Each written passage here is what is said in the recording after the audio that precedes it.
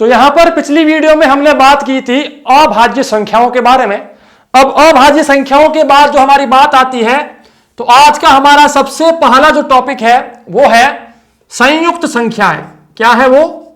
संयुक्त संख्याएं। संयुक्त संख्याएं या इनको भाज्य संख्याएं भी कहा जाता है। ये संख्याएं भाज्य संख्याओं के नाम से भी जानी जाती है। भाज्य संख्याएं, भाज्य संख्याएं। आइए बात करते हैं। देखिए संयुक्त संख्या या फिर भाज्य संख्या क्या होती है। जैसे कि हमने अभाज्य संख्या में क्या जाना कि अभाज्य संख्याएं जो होती है वे संख्याएं होती है जो एक या संख्या स्वयं को छोड़कर किसी अन्य संख्या से विभाजित ना हो। उदाहरण के लिए जैसे कि मैं अगर यहां पर 5 की बात करता हूं तो 5 के अंदर या तो 1 का भाग जाता है या 5 के अंदर 5 का भाग जाता है। इसके अलावा इस 5 के अंदर किसी भी अन्य पूर्ण संख्या का भाग नहीं जाता। इसी कारण से यह 5 एक क्या था? अभाज्य संख्या था। लेकिन अगर मैं यहां पर संयुक्त संख्या या फिर भाज्य संख्या की बात करूं तो भाज्य संख्या क्या होगी? देखिए भाज्य अभाज्य, अभाज्य की उल्टी भाज्य संख्या और भाज्य की उल्टी अभाज्य संख्या। तो अगर अभाज्य संख्या में नियम यह था कि जिस संख्या में एक या संख्या स्वयं को छोड़कर किसी अन्य संख्या का भाग ना जाए, विभाजित ना हो, उस संख्या को अभाज्य कहते हैं। तो भाज्य संख्या कौन सी होगी? जिस संख्या में एक और संख्या स्वयं को छोड़कर अन्य संख्या का भी भाग जाता हो। मतलब कि एक का भाग भी जाए और संख्या खुद का भाग भी जाए और उसके साथ साथ अन्य संख्याओं का भाग भी जाए। उदाहरण के लिए हम यहां पर बात करें, उदाहरण कौन सा होगा उसका? तो उदाहरण कौन सा होगा हमारे पास उसका उदाहरण होगा जैसे कि 8 की बात करें। 8 के अंदर क्या होता है कि भाई 8 के अंदर 1 का भाग तो जाता ही जाता है, 8 के अंदर 8 का भाग भी जाता ही जाता है। इसी के साथ 8 के अंदर 4 का भाग भी जाता है 2 बार, 8 के अंदर 2 का भाग भी जाता है 4 बार। तो देखिए संख्या स्वयं को छोड़कर, 1 को छोड़कर 2 और 4 का भाग भी इसके अंदर जा रहा है। इसीलिए इसको एक संयुक्त संख्या या फिर भाज्य संख्या कहा जाता है। ठीक है, यह चीज आपको समझ में आ गई होगी कि भाज्य संख्या या फिर संयुक्त संख्या क्या होती है? जिसके अंदर एक और संख्या स्वयं को छोड़कर अन्य संख्या का भी भाग पूर्ण रूप से जाता हो, उस संख्या को भाज्य संख्या या फिर संयुक्त संख्या कहा जाता है। ओके, संयुक्त संख्या के बाद हम आज बात कर देते हैं आपकी जो है सहभाज्य संख्या। कौन सी संख्या है? सहभाज्य संख्या। तो दूसरा टॉपिक आज का क्या लिया हमने? सहभाज्य संख्या, जिसको को प्राइम नंबर्स कहा जाता है। सहभाज्य संख्या, को प्राइम नंबर्स भी इसको कहा जाता है। ओके, अब ये सहभाज्य क्या है? देखिए भाज्य, अभाज्य, सहभाज्य। ओके, तो ये नाम याद रखना। भाज्य का मतलब होता है जिस संख्या के अंदर संख्या स्वयं और एक को छोड़कर अन्य संख्याओं का भी भाग जाता हो, उसको भाज्य या फिर संयुक्त संख्या कहा जाता है। अभाज्य का मतलब जिसमें संख्या एक और स्वयं को छोड़कर किसी अन्य संख्या का भाग ना जाए, उसे अभाज्य संख्या कहा जाता है। अब सहभाज्य संख्या की बात करते हैं। देखिएगा सहभाज्य क्या होता है कि ऐसी दो अभाज्य संख्याएं, ऐसी दो या दो से ज्यादा, ऐसी दो या दो से ज्यादा अभाज्य संख्याएं जिनका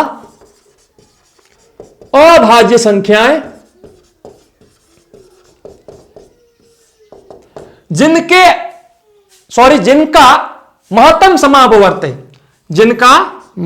समापवर्त है, मतलब कि जो मसब होता है, HCF कहते हैं जिसको हम, हाईएस्ट कॉमन फैक्टर, है ना। तो दो या दो से ज्यादा ऐसी अभाज्य संख्याएं जिनका मसब एक हो, महत्तम समापवर्ती एक हो। अब ये महत्तम समापवर्ती क्या है ये हम जान लेंगे, कोई दिक्कत नहीं है। महत्तम समापवर्ती क्या होता है? संख्याओं का मसब निकाला जाता है अभाज्य गुणनखंड विधि के द्वारा।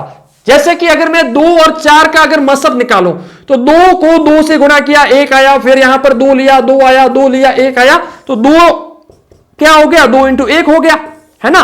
और 4 क्या हो गया 4 हो गया हमारे पास 2 इंटू 2 इंटू 1, तो कुल मिलाकर 2 है, तो इसका क्या हो गया 2 और 4 का मसब हो गया 2, यानी कि वह बड़ी से बड़ी संख्या जिसका भाग 2 और 4 दोनों में जा सके उसको महत्तम समापवर्ती कहते हैं, मसब कहते हैं। तो 2 ऐसी अभाज्य संख्या, 2 या 2 से ज्यादा ऐसी अभाज्य संख्याएं जिनके अंदर या जिनका मसब जो है महत्तम समापवर्ती वो सिर्फ 1 हो। उदाहरण के लिए 2 एक क्या है अभाज्य संख्या है, 5 क्या है अभाज्य संख्या है, 2 भी अभाज्य संख्या, 5 भी अभाज्य संख्या, क्योंकि ना तो 2 में किसी और संख्या का भाग जा रहा है ना 5 में किसी और संख्या का भाग जा रहा है, तो दोनों की दोनों क्या हो गई अभाज्य संख्याएं हो गई। अब दोनों अभाज्य संख्याएं तो है, लेकिन अगर दोनों के मसब की बात करें तो 2 का क्या आ गया 2 इंटू ये आ गया 1, 5 की बात करें तो 5 1, तो अगर 2 का हम लिखें तो 2 इंटू 1 होता है, 5 की अगर हम बात करें तो 5 इंटू 1 होता है।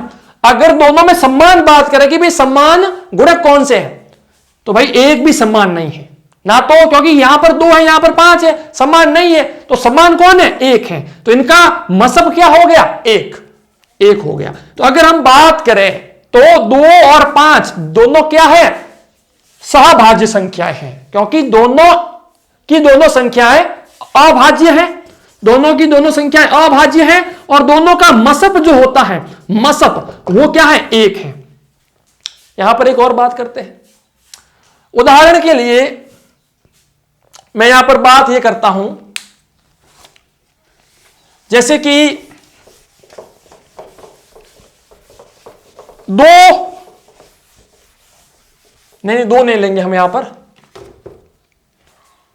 अभाज्य संख्याएं हमें यहां पर लेनी है। 2 और 3 की बात करते हैं, चलिए 2 और 3 की। 2 एक क्या है अभाज्य संख्या है, ये क्या है ये भी एक अभाज्य संख्या है। अब दोनों का अगर मसब निकालें क्या होगा मसब दोनों का मसब होगा 2 और 3 का जो मसब होता है वो 1 होता है, तो इसीलिए 2 और 3 क्या है सहभाज्य संख्याएं हैं, 2 और 3 सहभाज्य संख्याएं हैं। ऐसी ही अगर हम एक और बात करें तो प्रश्न किस प्रकार से पूछा जाएगा कि निम्न में से अ ब स और द ABCD आपको 4 ऑप्शन दिए जाएंगे कि निम्न में से कौन सा जोड़ा सहभाज्य संख्याओं का है, तो आपको ऑप्शन नंबर 1 में दिया जाएगा 2 और 3, 2 और 4, 3 और 9, 4 और 12।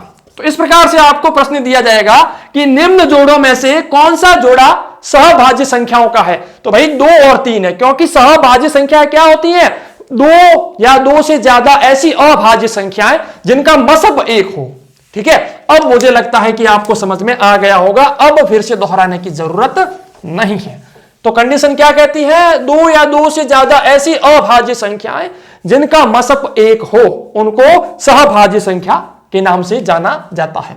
आज का हमारा तीसरा जो टॉपिक है बहुत ज्यादा महत्वपूर्ण टॉपिक है, शायद आपको इसके बारे में किसी ने नहीं बताया होगा। इसको भी कहा जाता है ट्विन प्राइम नंबर्स। इसको कैसे लिखेंगे आप प्राइम नंबर्स, या फिर अभाज्य संख्या कह सकते हो आप इसको,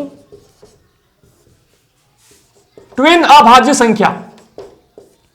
ओके, ये क्या होता है ट्विन प्राइम नंबर्स, बहुत ही ज्यादा महत्वपूर्ण है, वेरी इंपॉर्टेंट है। अब ये क्या होता है देखिएगा कि अभाज्य संख्याएं तो हम जानते हैं कि भाई क्या होती हैं, जिन संख्याओं के अंदर एक या संख्या स्वयं को छोड़कर किसी अन्य संख्या का भाग ना जाता हो उसे कहते हैं अभाज्य संख्या। लेकिन आगे एक नाम जुड़ गया भाई इसका, ये क्या होता है, इसका मतलब ये होता है कि 2 अभाज्य संख्याओं का जोड़ा, the pair of 2 prime numbers, 2 अभाज्य संख्याओं का जोड़ा जिन संख्याओं का अंतर क्या हो 2 हो, जिन संख्याओं का अंतर क्या हो 2 हो। जैसे कि अगर मैं 3 की बात करूं तो 3 क्या है? एक अभाज्य संख्या है। 5 एक क्या है? 5 भी एक अभाज्य संख्या है। तो इन दोनों का जोड़ा क्या कहलाएगा? इन दोनों का जोड़ा कहलाएगा ट्विन प्राइम नंबर्स। क्यों क्यों कहलाएगा भाई साहब? क्योंकि दोनों का जो अंतर है 5 माइनस 3 कितना होता है? 2। तो दोनों के दोनों इसमें आते हैं। एक और बात करते हैं यार, अगर किसी बच्चे को समझ में नहीं आया हो ना, एक बार फिर लेते हैं कुछ एक और, ठीक है। 3 क्या है? 3 एक अभाज्य संख्या है। 7 की बात करते हैं। 7 एक क्या है? अभाज्य संख्या है। अब ये दोनों अभाज्य संख्या है और ये एक अभाज्य संख्या का जोड़ा है, लेकिन इसको हम ट्विन प्राइम नंबर्स नहीं कह सकते। क्यों नहीं कह सकते? क्योंकि 7 में से जब 3 को घटाते हैं तो 4 आता है। भाई साहब हमें तो 2 चाहिए। तो जब दो अभाज्य संख्याओं का अंतर, जब बड़ी अभाज्य संख्या में से छोटी अभाज्य संख्या को घटाया जाए तो 2 अगर मिल जाए तो उन्हें हम इसका नाम दे सकते हैं कि भाई वो एक ट्विन अभाज्य संख्या है। लेकिन अगर उनका अंतर 2 नहीं आ रहा है तो भले ही वो अभाज्य संख्या है लेकिन वो इस कैटेगरी में नहीं आएंगी। ठीक है, तो प्रश्न कैसे पूछा जाएगा? निम्न में से ए, बी, सी और डी, निम्न में से कौन सा जोड़ा ट्विन प्राइम नंबर्स का है? तो आपको दिया जाएगा 2 और 3, 2 और 5, 3 और 7, 5 और 7, सॉरी 5 और 7 भी है। तो यहां पर आपको दिया जाएगा एक, मान लीजिए 7 और 11 है ना। अब ये दे दिए गए। अब सारे के सारे जोड़े अभाज्य संख्याओं के हैं, लेकिन इसका अंतर कितना आ रहा है? 3 माइनस 2 1 आ रहा है। इसका अंतर क्या आ रहा है? 5 माइनस 2। अच्छा, हमने यहां पर गलती किया शायद। यहां पर हम 3 ले लेते हैं, ठीक है, ये हो गया। चलिए, तो 5 माइनस 3 कितना हो गया? 2 हो गया। 7 माइनस 3 कितना हो गया? 4 हो गया। 11 माइनस 7 कितना हो गया? 4 हो गया। अब देखिए, इनका अंतर 1 आ रहा है, इनका 4, इनका 4, लेकिन इसका 2 आ रहा है, तो हमें 2 ही चाहिए। तो हमारा उत्तर कौन सा होगा? बी वाला। आ गया समझ में? चलिए और आगे बात करेंगे हम। इसके बाद जो हमारी संख्या आती है वो आती है हमारी, कौन सी बची है भाई? चलिए, सम संख्या और विषम संख्या के बारे में बात करते हैं कि भाई सम संख्याएं क्या होती है, विषम संख्याएं क्या होती है। चलिए बात करते हैं। आज की हमारी चौथी संख्या सम संख्या। कौन सी संख्या? सम संख्या। आइए देखते हैं। आज की हमारी चौथी संख्या होगी सम संख्या, जिसको इवन नंबर कहा जाता है। अब ये सम संख्या क्या होती है ये तो बहुत से बच्चे जानते होंगे, लेकिन फिर भी अगर हमारा कॉन्सेप्ट है तो हम इसके बारे में भी जानेंगे। क्या होती है भाई? कि जिन संख्याओं का इकाई का अंक, अब यहां पर देखिए क्या एक आती है बात कि भाई सर अब यहां पर आपने इकाई के अंक का नाम लिया, इकाई के अंक का आपने नाम लिया, तो भैया बताइए इकाई का अंक क्या होता है? पहले आप इकाई का अंक बताइए, क्योंकि बहुत से बच्चों को कंफ्यूजन होती है। तो देखिए इकाई का अंक क्या होता है। एक संख्या अगर मैं लूं यहां पर 24,556, ठीक है, ये एक पूरी संख्या है जिसको हम 24,556 कहते हैं, ठीक है। लेकिन इसमें ये संख्या के पास 5 अंक है। कितने अंक है? 5।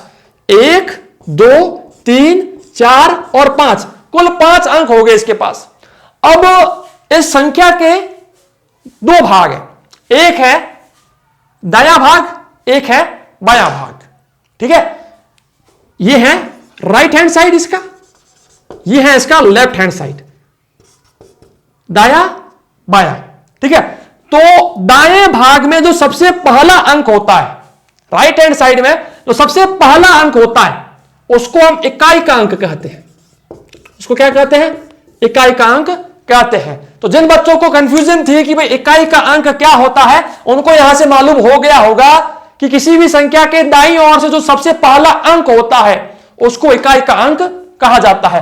तो अब हम सम संख्या की बात करते हैं भाई साहब। आइए, तो सम संख्या क्या होती है कि जिस संख्या का इकाई का अंक, जिस संख्या का इकाई का अंक, इकाई अंक जो होता है, इकाई का अंक जो होता है, जिस संख्या का इकाई का अंक 0, 2, 4, 6, 8 हो, याद रखिएगा, जिस संख्या का इकाई का अंक 0, 2, 4, 6 या 8 हो, उस संख्या को सम संख्या कहा जाता है। उस संख्या को सम संख्या कहा जाता है। या फिर इसकी एक दूसरी डेफिनेशन है, दूसरी परिभाषा एक और है।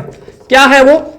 जिस संख्या के अंदर 2 का भाग पूरा पूरा जाता हो, जो संख्या 2 से पूर्ण रूप से विभाजित हो, वो संख्या एक सम संख्या कहलाती है, एक इवन नंबर कहलाती है। आ गया होगा समझ में कि जिस संख्या के अंदर 2 का भाग पूर्ण रूप से जाता हो। उदाहरण के लिए हम बात करते हैं, पहले इसका लेते हैं उदाहरण। जैसे कि अगर मैं संख्या यहां पर लेता हूं 5640, तो ये क्या है? सम संख्या, क्योंकि इसका इकाई का अंक क्या है? 0 है। और मैंने यहां पर बताया कि जिसका इकाई का अंक 0, 2, 4, 6 या 8 हो, वो एक सम संख्या है। भले वो कितनी बड़ी हो, कितनी चौड़ी हो, कोई फर्क नहीं पड़ता, लेकिन इकाई का अंक उसका जो है वो 0, 2, 4, 6 या 8 होना चाहिए। आइए और आगे बात करते हैं।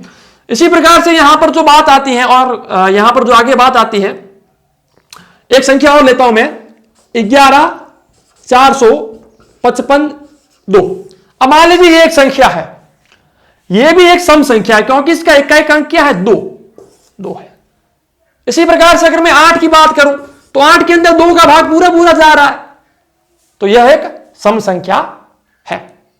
ओके, चलिए आगे बात करेंगे विषम संख्याओं के बारे में कि भाई विषम संख्याएं क्या होती है। विषम संख्याएं सम संख्या, नाम से पता चल रहा है कि सम संख्या विषम संख्या की उल्टी होती है, विषम संख्या सम संख्या की उल्टी होती है। तो देखिए आज की हमारी 5वीं संख्या और लास्ट संख्या है भाई साहब, विषम संख्या। विषम संख्या। अब ये विषम संख्या क्या होती है? देखिए बात करते हैं।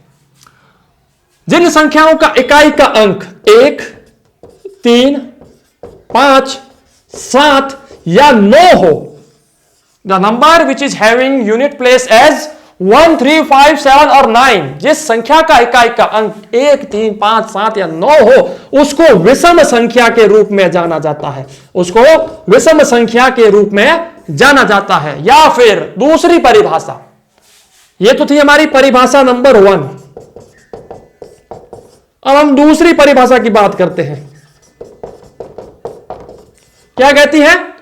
कि जिस संख्या में 2 का भाग पूर्ण रूप से ना जाए, जिस संख्या में 2 का भाग पूर्ण रूप से ना जाए, उस संख्या को विषम संख्या कहा जाता है। तीसरी परिभाषा, आपको जो परिभाषा याद हो आप वो कर दीजिएगा, कोई दिक्कत नहीं है। तीसरी परिभाषा क्या कहती है? जिस संख्या का इकाई का अंक 2, 0, 2, 4, 6 या 8 ना हो, 0, 2, 4, 6 या 8 ना हो, उसको एक विषम संख्या कहा जाता है। तो ये संख्याओं वाला जो आपका कॉन्सेप्ट था ये खत्म हो चुका है। नेक्स्ट वीडियो में इस चैप्टर के बारे में और कुछ जानकारी होगी तो बताई जाएगी। जय हिंद, जय भारत, धन्यवाद। घिरे हुए अंधियारे को अब हम दूर भगाएंगे, घिरे हुए अंधियारे को अब हम दूर भगाएंगे, ज्ञान की ज्योति जलाएंगे, हम ज्ञान की ज्योति जलाएंगे।